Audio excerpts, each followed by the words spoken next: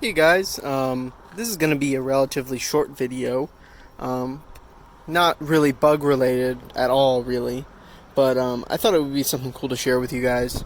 So this video, as the title suggests, is going to be on propagating San Pedro, well, Trichocereus, but I mostly grow San Pedro, but any Trichocereus can be cultivated this way. So, I don't know which way to start from. I guess I will start with a mature specimen with the flowers coming up. So these are PC San Pedro, PC Pacanoi, the most common cultivar of San Pedro. And here are the flowers.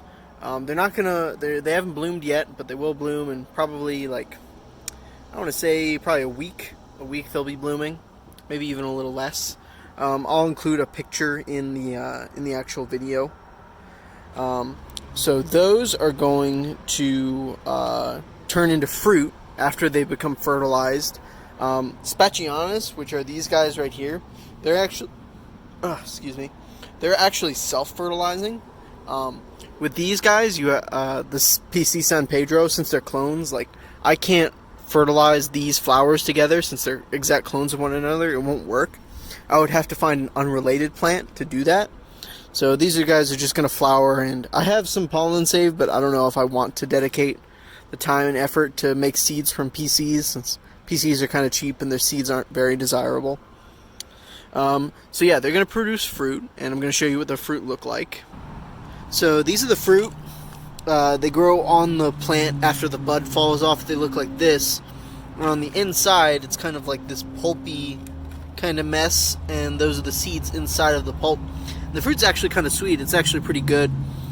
Think dragon fruit if you've ever had dragon fruit, or Peruvian apple cactus, kind of the same deal. And next I'm going to show you how I separate out the seeds, and then I'll show you how I sow the seeds and the process for germinating them. Alright, so this is the next step, which is cleaning your fruits and getting the seeds out of them. So when you see your fruits on your cactus, you want to wait until they split open. They will split open on their own. You can wait until they fall off, but that's not necessary. You just don't want to pick too early. Always wait until they split open, at least like most of the way. Sometimes they'll split open in multiple spots. But so what you're basically going to do, you're going to take the pulp out.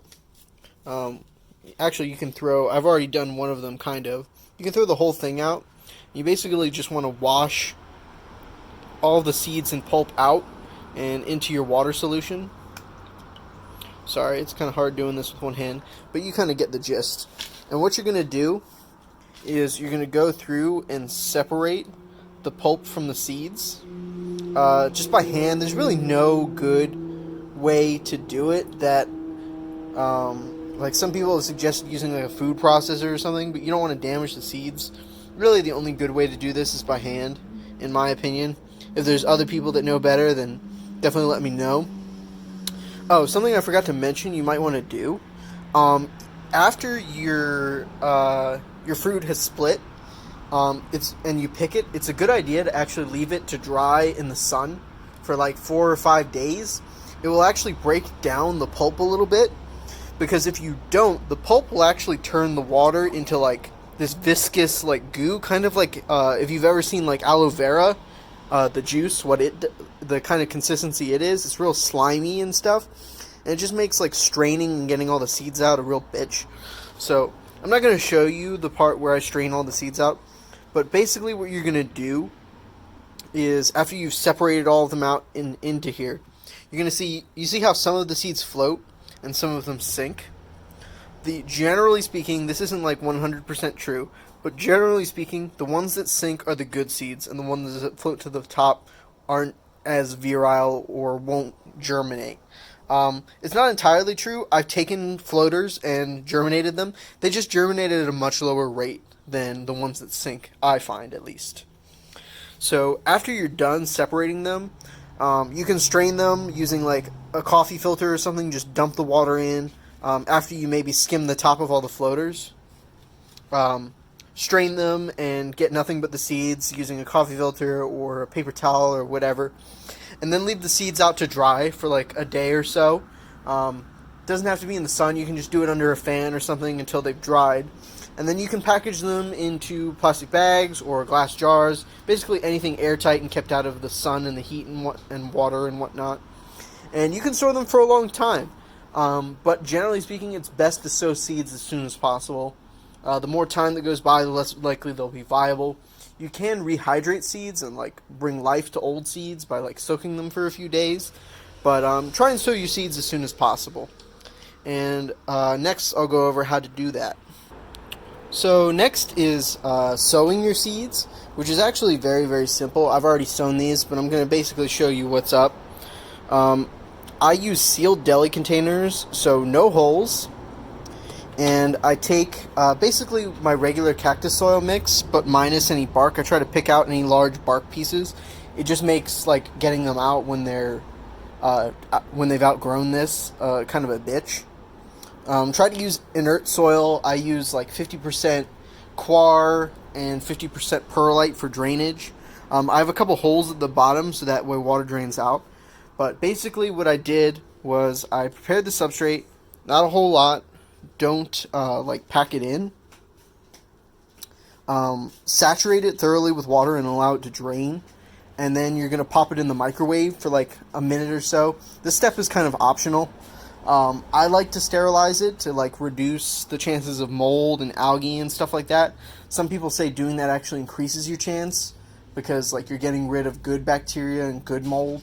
But you know, I just do what works for me, and sterilizing it works for me. So yeah, sterilize it, let it cool down, and then when you actually sow the seeds, you're just going to sprinkle them on top. You don't bury them at all. And then you're just relying on the humidity and the heat you're going to provide them to help them germinate. Generally, you want to germinate them at like 80 degrees, something like that. Maybe a little hotter, not too much more than that though. And give them, I don't recommend giving them like doing it outside and giving them full sun. Most people do it under like a T5 compact light. I do it outside, but I use shade cloth, so there's shade cloth over these, so they only get like 20% of the sun they normally would. Baby cactus seeds don't need that much sun, especially when they're first germinating and stuff. You can actually burn them.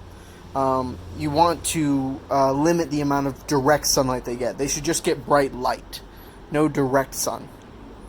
And then, generally speaking, you want to, after about like 2 weeks like this, and again, this thing is totally sealed at first. There's no air holes in it at first.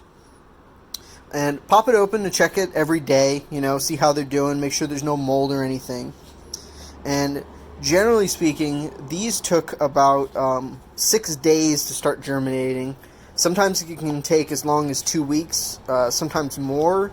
Depends on how fresh your seeds are and how good you are at this, you know, how good your substrate is and stuff. Hold on.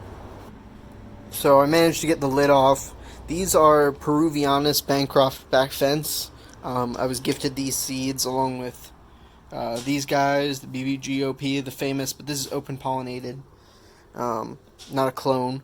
But anyways, so there they are. When they first start, these are about like, some of these are just a day old, some of these are like 2 days old. I sowed about 10 seeds in each container. You could do way more than that if you really wanted to. I just like to make it less so. That way it makes it easier when, you know, they get bigger and you have to separate them. And you can keep these in these containers. I kind of messed up and put too much in this one, so they'll have to come out of here sooner. But if you keep it lower, you can keep them in here for a while. And as they get bigger, to kind of like harden them to outside conditions, you're going to want to put air holes in them. Tiny ones at first, and then more and more as they get bigger, until they're about like, I would say like 7-8 months. By that point, you know, you've taken more and more, put more and more air holes in them. At that point, they're usually good to go for regular outside conditions if you're growing outside. If you're growing under a light, then you definitely want to acclimate them slower. but I am growing them outside just under shade cloth, so that's not a huge concern. But yeah, very easy. Not a very daunting task at all. Labeling these, I recommend for some people. It's better to put the label on the side rather than the lid, because you open lids and maybe you could mismatch your lids and have a problem that way. But I'm fairly confident. I only have these and like 2 more going right now, and I'm very careful to make sure that the lids stay on. But yeah, and I'll give you guys updates over time and let you know how they're doing. But yeah, like, comment, share, subscribe. I'll have more bug related videos out. Hopefully, I can't give a real timeline. Probably by the end of this month or the beginning of next month. I've been just busy with a lot of other stuff, traveling and all that. So yeah, later.